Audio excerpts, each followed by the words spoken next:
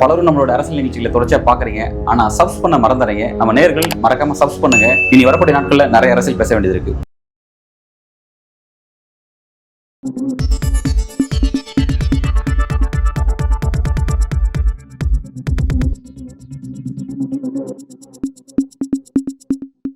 வணக்கம் சார். வணக்கம் சார். தமிழ்நாட்டோட பிரதான எதிர்க்கட்சி அதிமுக உட்கட்சி விவகாரம் முடிஞ்சிருச்சு. எடப்பாடி பழனிசாமி அந்த ஒற்றை தலைமைங்கிற விவகாரம்லாம் முடிஞ்சிருச்சு. அவர் அடுத்த கட்ட அரசியல் நோக்கி கான்சன்ட்ரேட் பண்றாரு, நம்ம பார்த்துட்டு இருந்தோம். ஆனா அந்த மாதிரிலாம் இல்லை. தொடர்ச்சியா நீதிமன்றம் சார்ந்து அவருக்கு ஒரு சிக்கல் வந்துட்டே இருக்கிறத பார்க்க முடியுது.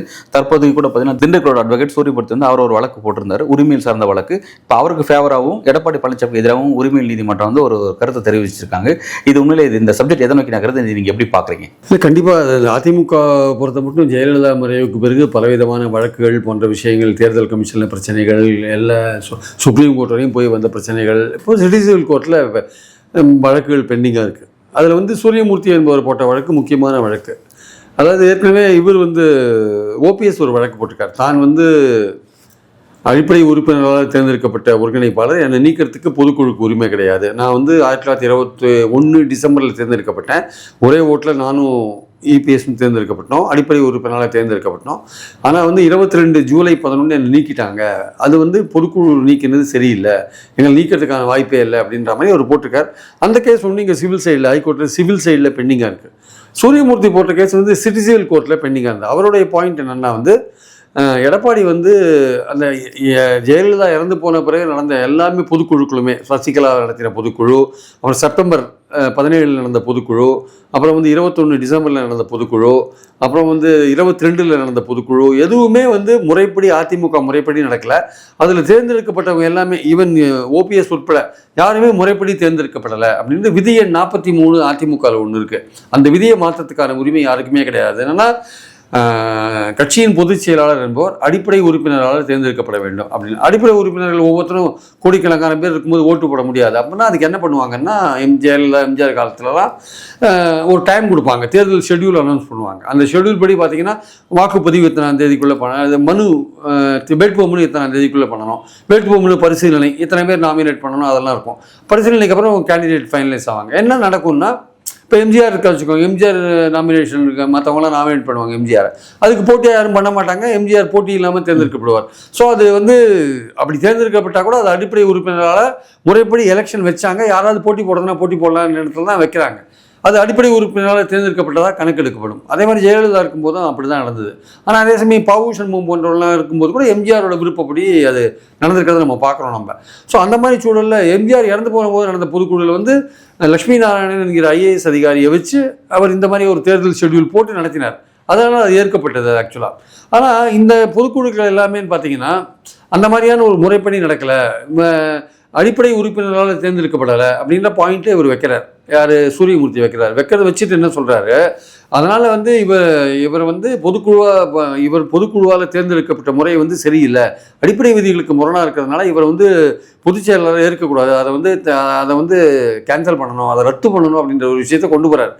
அப்போ அவர் என்ன பண்ணுறாரு, எடப்பாடி என்ன பண்ணுறாரு, அப்படியா, ஆனால் நீ அதை கேட்கறதுக்கு உங்களுக்கு உரிமை இல்லை, ஏன்னா நீ அதிமுக உறுப்பினரே கிடையாது, அடிப்படை உறுப்பினரே கிடையாது அப்படின்னு அவங்க சொல்கிறாங்க. அவங்க இவரை பார்த்து சொல்கிறாங்க, உங்கள் லோக்கல் ஸ்டாண்டியே கிடையாதுன்றாங்க. அப்போ அந்த வழக்கு விசாரணையில் வரும்போது நேற்று அந்த ஜட்ஜ்மெண்ட் வந்திருக்கு. அந்த ஜட்ஜ்மெண்ட்டில் என்ன சொல்கிறாங்கன்னா, இவருக்கு அடிப்படை உறுப்பினர் தான், சூரியமூர்த்தி என்பவர் அடிப்படை உறுப்பினர், அவர் கேள்வி கேட்கறதுக்கான உரிமை இருக்குது அப்படின்னு சொல்லிட்டு விட்டுருந்தா பரவாயில்ல. அந்த வழக்கில் முக்கியமான பாயிண்ட் என்னென்னா, இவர் பொதுச் செயலாளராக அடிப்படை விதிகள் படி தேர்ந்தெடுக்கப்படாதனால இதை ரத்து பண்ணணுன்ற விஷயம் இருக்குல்ல, அந்த மெயின் பாயிண்ட்டை இன்னும் விசாரிக்கலை. இவர் கேள்வி கேட்கறதுக்கான உரிமையை படைத்தவர் சூரியமூர்த்தின்னு சொல்லிட்டாங்க. அதே சமயம் அந்த மெயின் பாயிண்ட் இருக்குல்ல, எடப்பாடி பழனிசாமி சொன்ன குற்றச்சாட்டு பொய்யின். அவங்க இவர் கேள்வி கேட்கறதுக்கான உரிமையை படைத்தவர் அதிமுக உறுப்பினர் தான் அப்படின்றத அவங்க ஒத்துட்டாங்க. ஆனால் அந்த ஜட்ஜ் என்னென்னு சொல்லியிருக்காரு, நீங்கள் பொதுச் செயலாளராக உங்களை தேர்ந்தெடுத்தாங்களே எடப்பாடியை, அதுக்கான ஆவணங்களை நீங்கள் சப்மிட் பண்ணலை, எந்த அடிப்படையில் நீங்கள் தேர்ந்தெடுக்கப்பட்டீங்களோ அந்த ஆவணங்களை நீங்கள் சப்மிட் பண்ணலைன்னு ஒரு வார்த்தை சேர்த்துருக்கார். அப்போது அவருடைய பொதுக்குழுவால் அவர் தேர்ந்தெடுக்கப்பட்ட முறையை ஒரு ஜட்ஜி சிவில் கோர்ட் ஜட்ஜி கேள்வி கேட்குறாரு. ஆனால் என்ன பண்ணுறாரு, அந்த விஷயத்தை ஃபைனலாக நாங்கள் முடிவெடுப்போம், இனிமேல் தான் முடிவெடுப்போம். தற்சமயத்துக்கு எடப்பாடி சொன்ன ஒரு விஷயம், நீ என்ன கேள்வி கேட்க உரிமை கிடையாதுன்னு சொன்ன விஷயத்தை கோர்ட் தீர்த்து வச்சுட்டு அவர் கேள்வி கேட்க உரிமை படைத்தவர்னு சொல்லுது.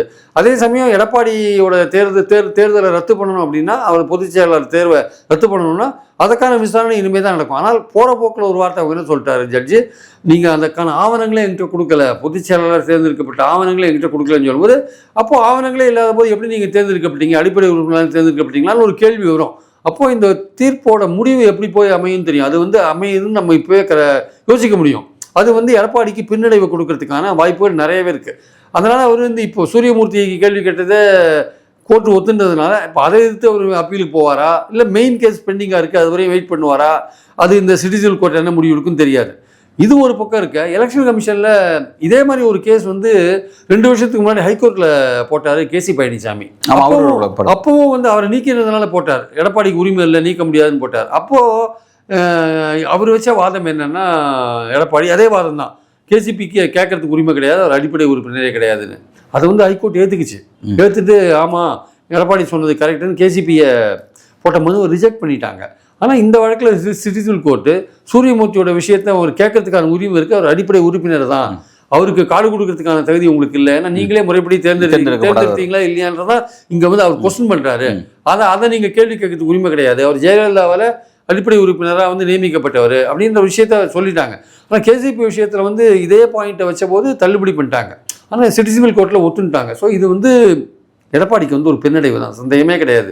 ஆனால் இதே சமயத்தில் தேர்தல் கமிஷனில் ஒரு மனு போட்டிருக்காரு யார், இதே சூரியமூர்த்தி. அவர் என்ன சொல்கிறார், சிட்டிசன் கோர்ட்டில் இந்த கேஸ் பெண்டிங்காக இருக்கிறதுனால, இவரோட பொதுச் செயலாளர் தேர்வே நான் கேள்வி கேட்கறதுனால, அந்த விஷயம் முடிகிற வரையும், அந்த கேஸ் முடிகிற வரையும், தீர்ப்பு வர வரையும் தேர்தல் கமிஷனில் சிம்பலை முடக்குங்க அப்படின்றாங்க.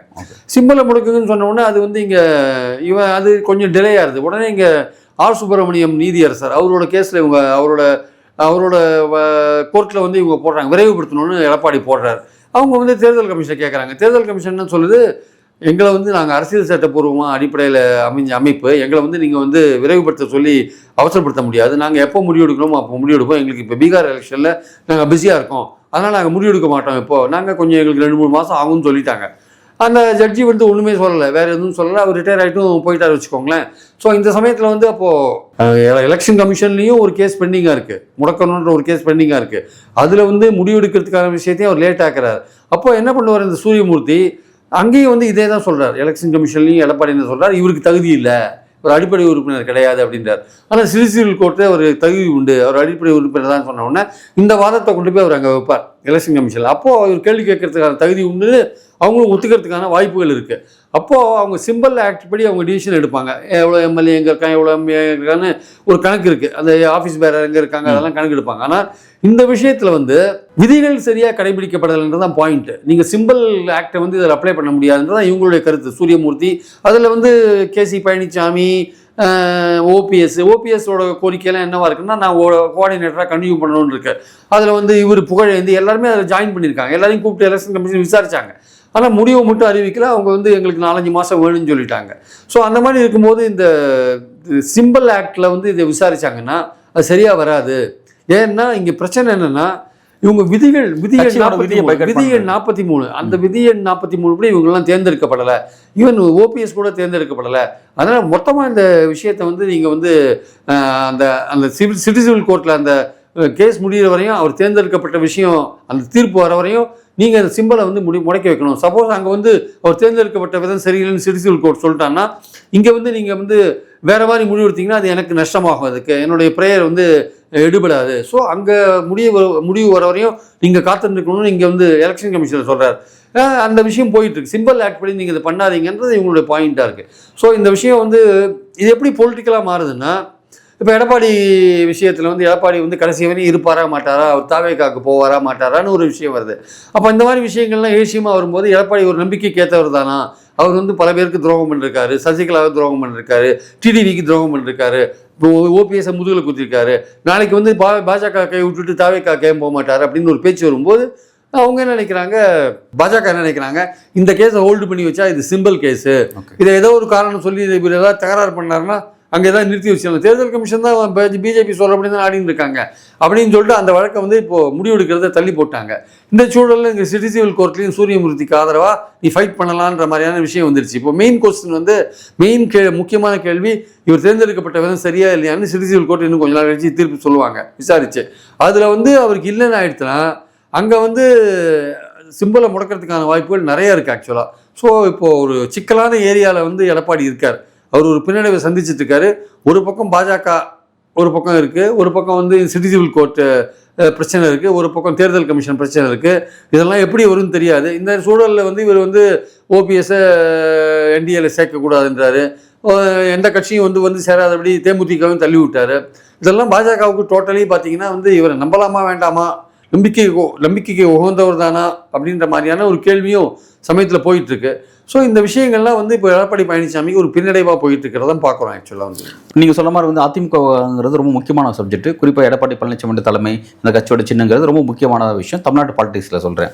இப்போ எலெக்ஷன் வர வரப்போகுது. இந்த எலெக்ஷன் வரக்கூடிய இந்த நேரத்தில் வந்து இந்த மாதிரி 3 டைமென்ஷனில் உரிமையில் நீதிமன்றத்தில் ஒரு வழக்கு பெண்டிங்கில் இருக்குது, தேர்தல் கமிஷனில் ஒரு பெண்டிங்கில் இருக்குது. பாஜக என்ன முடிவெடுக்க போகுது அப்படிங்கிறது அதுவும் ஒரு அரசியல் ரீதியாக விஷயம் இருக்குது. இந்த மாதிரி பல டைமென்ஷனில் இருக்கக்கூடிய இந்த விஷயத்தில் ஒருவேளை நீதிமன்றம் தேர்தலை கருதி இந்த நீதிமன்றத்தோட ப்ரொசீஜர் அது வேற, நீதிமன்றம் வந்து அது பாட்டு பயணிச்சுட்டே இருக்கும், அது இந்த அரசியல்லாம் யோசிக்காது. ஒருவேளை இது அப்படியே ஒரு நியாயமான பூர்வம் நடந்து போயிட்டே இருக்குமா, அல்லது வந்து இந்த கணக்குகள்லாம் இருக்குது, மேலே பாஜக இருக்குது, எலெக்ஷன் கமிஷன் இருக்குது அப்படிங்கிறதுக்காக நீதிமன்றத்தோட நடவடிக்கையிலே கொஞ்சம் ஸ்லோவாக வாய்ப்பு இருக்குது எலெக்ஷன் வரையும் எப்படி இருக்குன்னு நீங்கள் பார்க்குறீங்க?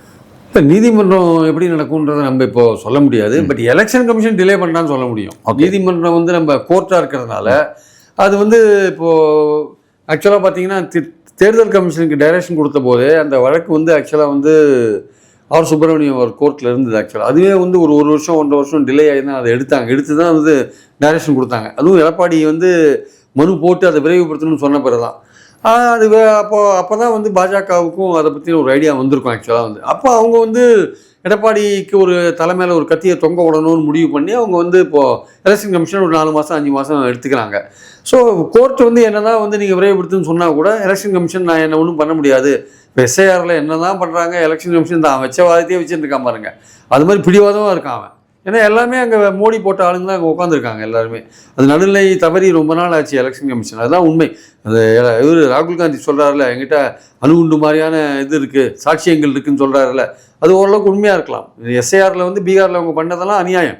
பாஸ்போர்ட்டை வந்து நீங்கள் ஐடென்டிட்டியாக ஏற்றுக்கிறீங்க, ஆனால் பாஸ்போர்ட் வாங்குறதுக்கு ஆதார் கார்டு கொடுக்குறோம், அந்த ஆதார் கார்டை ஏற்றுக்க மாட்டேன்றீங்க. அதில் வந்து குடியுரிமையை வந்து மிக்ஸ் பண்ணுறீங்க. அது பாஜகவோட அஜெண்டாவை நீங்கள் செயல்படுத்துறீங்க. ஸோ அதனால் வந்து இந்த எலெக்ஷன் கமிஷன் எப்படி இருக்குன்றதை நம்ம பார்த்துட்டோம். அதனால் இந்த விஷயத்தில் எடப்பாடி மேலே ஒரு நம்பிக்கை இல்லாதனால அவர் தலைமையில் இந்த கத்தியை தொங்க விடணும்னு முடிவு பண்ணிட்டாங்க. ஸோ அதுக்கேற்றபடி இந்த சிட்டிசன் கோர்ட்லேயும் ஒரு முடிவு வந்திருக்கு. தேர்தல் கமிஷனும் ஒரு 4-5 மாதம் கழிச்சு இவருடைய ஆக்டிவிட்டி எப்படி இருக்குன்னு பார்த்துட்டு தான் அவங்க பாஜக சொல்லி தான் அவங்க முடிவு பண்ணுவாங்க. இன்டெரக்டாக அவங்க ப்ரெஷர் இருக்கும், இல்லாத இருக்காது. ஏன்னா இதுக்கெல்லாம் பாஜகவில் இதுக்கெல்லாம் ஒரு தனி விங்கே இருக்குது இந்த மாதிரி விஷயங்கள்லாம் கவனிக்கிறதுக்கு. இந்த மாதிரி எங்கெங்கே போய் கவர்மெண்ட் ஆஃபீஸில் என்ன பண்ணினா நமக்கு அது அரசியல் ஆதாயம் கிடைக்கும், யாரை எப்படி வந்து டார்கெட் பண்ணுறது அப்படின்ற மாதிரி அவங்க ஒரு செட்டப் வச்சுருக்காங்க. ஆர்எஸ்எஸில் ஒரு செட்டப் இருக்குது. அந்த செட்டப் இந்த விஷயங்கள்லாம் கவனிச்சிட்ருக்கு. இவர் ரொம்ப வந்து தாவேக்காவோட போகணும்னு ஏதாவது அடம் பிடிச்சி ஏதாவது பண்ணி ஏதாவது ஒர்க் பண்ணியிருந்தாருன்னா அப்போ இவருக்கு எங்கே பிரேக் போடணும் அங்கே அந்த குரூப் பார்த்துட்டு இவரை வாட்ச் பண்ணிகிட்டே இருப்பாங்க. அந்த இடத்துல இவருக்கு ஒரு பிரேக் போடுவாங்க. இப்போ இவருக்கு தற்காலிகமாக ஒரு பிரேக்கை போட்டு வச்சுருக்காங்க. அவர் தலையில் கத்தியை தொங்க விட்டாங்க. 4 மாதம் இவர் இன்னும் பாஜக விட்டு அசைய முடியாது, அப்படி இப்படி அசைய முடியாது. அவர் என்ன தான் ரகசியமான நடவடிக்கை எடுத்தால் கூட அவங்க சென்ட்ரல் கவர்மெண்ட்டுக்கிட்ட இன்டெலிஜென்ஸ் எல்லாமே இருக்குது, எல்லாத்தையும் மானிட்டர் பண்ணிடுவாங்க. அதனால டைட்டாக மாட்டின்னு இருக்காரு எடப்பாடின்றது தான் இங்கே பாயிண்ட். ஆக்சுவலாக கடந்த காலத்தில் வந்து திமுக இந்த மாதிரியான பிரச்சனை வந்திருக்கு, எல்லா கட்சியிலும் இந்த மாதிரியான பிரச்சனைகளை வரதான் செய்யும். பட் ஒரு குறிப்பிட்ட காலகட்டத்துக்கு பிறகு நார்மல் ஆகிட்டு ரெகுலர் பாலிடிக்ஸில் ஈடுபட்டுருவாங்க பார்க்குறோம். ஆனால் அதிமுக விவகாரம் மட்டும் பார்த்தீங்கன்னா வந்து கிட்டத்தட்ட 4 வருஷம், கிட்டத்தட்ட திமுக ஆட்சி அமைச்சு 4-4.5 வருஷம் ஆயிடுச்சு. இந்த 4 வருஷத்தில் அதிமுக விவகாரம் பெரிய அளவில் டிஸ்கஸ் செய்யப்பட்டுச்சு. உட்கட்சி சப்ஜெக்ட் தான் வந்து பெரிய அளவில் ஊடகங்களால் பாதிக்கப்பட்டுச்சு, நீதிமன்றத்தால் சார்ந்த பல வழக்கில் போச்சு அப்படின்னு போச்சு. அப்படி இருக்கும்போது அதிமுக வந்து ஒரு பிரதான எதிர்கட்சியாக களத்தில் ஃபங்க்ஷன் பண்ணவே இல்லை. பெரிய பிரச்சனை அவங்களுக்குள்ள வந்து யார் தலைமை, சிம்பிள் என்ன அப்படிங்கிறதா வந்து பெரிய டிபேட்டாகவே இருந்துச்சு. ஏன் வந்து அதிமுக சப்ஜெக்ட் மட்டும் ஒரு முடிவுறாத ஒரு தொடர்கதையாகவே இருந்துகிட்டே இருக்குது? அதாவது நீங்கள் அது முதல்ல பண்ண தப்பு என்னென்னா இரட்டை தலைமை. அந்த இரட்டை தலைமை இருந்திருக்கவே கூடாது. அப்போவே வந்து ஓபிஎஸ் என்ன பண்ணிருக்கணும், நான் தான் கட்சிக்கு தலைவர், நீங்கள் ஆட்சிக்கு தலைவர் அப்படின்னு அந்த ரேஞ்சில் போயிருந்தாங்கன்னா இந்த பிரச்சனை வந்திருக்காது. இரட்டை தலைமை என்றைக்குமே எந்த கட்சிக்குமே இரட்டை தலைமை கொஞ்சம் சரியாக வராது. அது பாஜக பண்ண அரேஞ்ச்மெண்ட் தான் அந்த இரட்டை தலைமை. பாஜக தான் முதல்ல இவர் தர்மயுத்தம் பண்ண வச்சாங்க. இப்போது ஓபிஎஸை பொறுத்த மட்டுங்க அவர் எப்படி லைம் லைட்டில் வந்தார், எப்படி 3 தடவை தற்காலிக சீஃப் மினிஸ்டர் இருந்தார், எப்படி வந்தாருன்னு நமக்கு தெரியும். ஏன்னா சசிகலா குடும்பம் தான் அவரை வந்து ஜெயலலிதா கூட நெருக்கமாக கொண்டு வச்சாங்க. ஆனால் இந்த ஜெயலலிதா இறந்து போன பிறகு சசிகலா முதல்வராக வரணும்னு பார்த்தாங்க. இவர் வந்து பிடிக்காதுன்னு தர்மயுத்தம் பண்ணார். ஸோ எந்த குடும்பம் இவர் ஏற்றி வச்சுதோ அந்த குடும்பத்துக்கு எதிராகவே இவர் பண்ணார். அந்த விசுவாசம் அங்கேயே அடிபட்டு போச்சு. இன்றைக்கி பாஜக இவர் முதுகில் குத்துதுன்னா நீங்கள் அன்றைக்கி சசிகலா முதுகில் குத்திட்டு வெளில வந்தீங்க. ஸோ சரித்திரம் திரும்பி இருக்கு ஆக்சுவலாக. ஸோ நீங்கள் இன்னொருத்தர் முதுகில் குத்தும்போது உங்கள் முதுகில் இன்னொருத்தர் குத்துறதுக்கு ரெடியாக இருக்கான். ஸோ இன்றைக்கி நீங்கள் அவமானப்படுறீங்க, சுயமரியாதை பாதிக்கப்படுதுன்றீங்க. ஆனால் உங்களை ஜெயலலிதா கிட்ட நெருக்கமாக கொண்டு போன சசிகலா முதுகில் நீங்கள் குத்தினீங்க. அது ஒரு பக்கம் இருக்கட்டும். ஸோ நீங்கள் அப்போ தர்மயுத்தம் நடத்தி நீங்கள் அங்கே அதிமுக உள்ளே போகும்போது எல்லாமே பாஜக சொல்லி தான் பண்ணுறீங்க. பிரதமர் சொல்லி தான் நான் அமைச்சரவையிலேயே சேர்ந்தேன்னு சொல்கிறீங்க. அப்படி தான் சேர்ந்தபோது நீங்கள் வந்து அந்த கட்சி விஷயத்தில் நீங்கள் வந்து கோஆர்டினேட்டர் நீங்கள் மட்டும்தான் இருந்திருக்கணும், இரட்டை தலைமை வந்துருக்கூடாது. அப்புறம் கட்சி நடத்தும் போது நீங்கள் முடிச்சு விழிப்பாக இருந்திருக்கணும். உங்கள் முதுகில் குத்துற அளவுக்கு நீங்கள் பலவீனமாக போயிட்டீங்க. அப்புறம் முடிஞ்ச பிறகு எதிர்கட்சி தலைவராக நீங்கள் வந்திருக்கணும். அதுலேயும் நீங்கள் ஓபிஎஸ்ட்டை கோட்டை இபிஎஸ்ட்டை கோட்டை விட்டீங்க. ஸோ இந்த மாதிரிலாம் இருக்கும்போது அவர் ஒற்றை தலைமை எடுத்துன்னு அவர் போயிட்டார். இப்போ அவர் தலைமையில் வந்து கட்சி பலமாக இருக்காங்கன்னா அவர் எல்லா தேர்தலையும் தொடர்ந்து தோல்வி அடைஞ்சிட்டு இருக்கார், பலவீனமாக இருக்கார். ஆனால் உங்களை சேர்க்க மாட்டேன்றார். கட்சி எங்கேயில் இருக்குன்னு அவர் நினைக்கிறார். கட்சி அவர் கையில் முழுமையாக இல்லை, முழுமையாக வெற்றி பெறதுக்கான வாய்ப்பும் வரப்போகிற எலெக்ஷன்ஸும் இருக்கிற மாதிரி தெரியல. ஸோ இந்த விஷயம் ஏன் தீராத இருக்குன்னா நீங்கள் முதல்ல இந்த இரட்டை தலைமைன்னு ஆரம்பித்த விஷயம் தான் அந்த விஷயம் தான் இதெல்லாம் காரணமாக இருக்குது. முதலே ஒரு ஒற்றை தலைமை அப்படின்னு ஆரம்பித்து நீங்கள் போயிருந்தீங்கன்னா அப்போவே கூட ஒரு பிரச்சனை வந்திருக்கும். முதல்வர் இன்னொருத்தர், கட்சி தலைவர் இன்னொருத்தர்னு ஒரு பிரச்சனை வரதான் செய்யும். ஆனால் அடிப்படையில் பார்த்தீங்கன்னா ஓரளவுக்கு இதை வந்து காலம் தள்ளியிருக்கலாம். அதனால் வந்து அதாவது இதில் கூட பார்த்தீங்கன்னா யாரையுமே ஜெயலலிதாவோ எம்ஜிஆரோ அடையாளம் காட்டாத போயிட்டாங்க. அதுதான் இங்கே முக்கியமான பாயிண்ட். எம்ஜிஆர் வந்து ஜெயலலிதா அடையாளம் காட்டல. அதனால் ஜெயலலிதா ஜானகி கூட ஃபைட் பண்ண வேண்டிய கட்டாயத்துக்கு போனாங்க. எம்ஜிஆர் ஒய்ஃப்னு அவங்க ஃபைட் பண்ணாதில்ல, ஃபைட் பண்ணாங்க. கட்சியை வந்து ஒரு கட்டத்தில் தோக்கடிச்சாங்க. ஏடிஎம்கே அந்த ஜானகி ஏடிஎம்கே தோக்கடிச்சாங்க, கட்சியை தம்பக்கம் இழுத்தாங்க. இப்போ இவங்களுக்கும் அதே மாதிரி தான். ஜெயலலிதா யாரையும் அடையாளம் காட்டல. சசிகலாவை அடையாளம் காட்டினாங்க. சசிகலாவை சிஎம்னு அவங்க அடையாளம் காட்டலை. அவங்க கூட இருந்தாங்களே தவிர அடையாளம் காட்டலை. ஆனால் வந்து இவங்க சசிகலாவுக்கு ஒரு சிஎம் ஆசை வந்தோடனே பன்னீரை தான் அவங்க 3 தடவை சிஎம்மாக வச்சுருந்தாங்க. ஸோ பன்னீருக்கு இயல்பாகவே ஒரு ஆசை வந்து அவர் சசிகலா எதிர்த்தார், அங்கே போனார். ஸோ ஜெயலலிதா இருக்கும் பொழுதே ஒரு சசிகலா அவங்க சொல்லியிருந்தாங்கன்னா பன்னீரெல்லாம் ஒருவேளை தர்மயுத்தம் பண்ணியிருப்பாங்களான்னு சொல்ல முடியாது. ஸோ ஜெயலலிதா யாரையுமே நாமினேட் பண்ணாத போயிட்டாங்க. எம்ஜிஆர் நாமினேட் பண்ணாத போனது தான் ஜெயலலிதாவோட போராட்டத்துக்கு காரணம். அதில் வெற்றி பெற்றாங்க. ஜெயலலிதா யாரையுமே நாமினேட் பண்ணாத போனது தான் இப்போ இபிஎஸ்க்கும் ஓபிஎஸ்க்கும் நடக்கிற போராட்டத்துக்கு காரணம். ஸோ தலைவர்கள் வந்து அடுத்தது யாராவது ஒருத்தர் அடையாளம் காட்ட வேண்டிய அவசியம் இருக்குது. ஆனால் என்னென்ன தூரதிருஷ்டவசமாக நம்ம நாட்டில் எல்லாருமே குடும்பத்தை தான் அடையாளம் கட்டுறாங்க, பையனை தான் அடையாளம் கட்டுறாங்க. இது எல்லாம் இங்கே ரீஜனல் பார்ட்டியாக இருந்தாலும் சரி, நேஷனல் பார்ட்டியாக இருந்தாலும் சரி, குடும்ப வாரிசுகள் தான் அடையாளம் கட்டுறாங்க. எக்ஸப்ட் பாஜகவில் மட்டும் கொஞ்சம் விதிவிலக்கு இருக்கு வச்சுக்கோங்க. அதனால் இதில் வந்து அந்த தலைமை வந்து அது வந்து ஒரு இறுதி கட்டத்தில் அது வந்து யாராவது ஒருத்தர் அதை க்ரூம் பண்ணணும். க்ரூம் பண்ணினா அந்த கட்சியில் அந்த பிரச்சனைகள்லாம் வராது. ஆக்சுவலாக அவங்க இறந்து போன பிறகு வராது. அதுதான் இங்கே பிரச்சனை. இல்லை வாரிசு அரசியலை வந்து கடைபிடிச்சிங்கன்னா அந்த வாரிசை வந்து கட்சி ஒத்துன்றதா அந்த பிரச்சனை வராது. இந்த ரெண்டுத்தில் எதுவுமே இங்கே நடக்கலை ஆக்சுவலாக அதிமுகவில். அதுதான் இங்கே பிரச்சனைகளுக்கான காரணம். அதிமுக இந்த சீரியஸான விவகாரம் அடுத்த கட்டம் எதை நோக்கிங்கிறத பொறுத்து வந்து பார்க்கலாம் சார். நன்றி சார். தேங்க்யூ.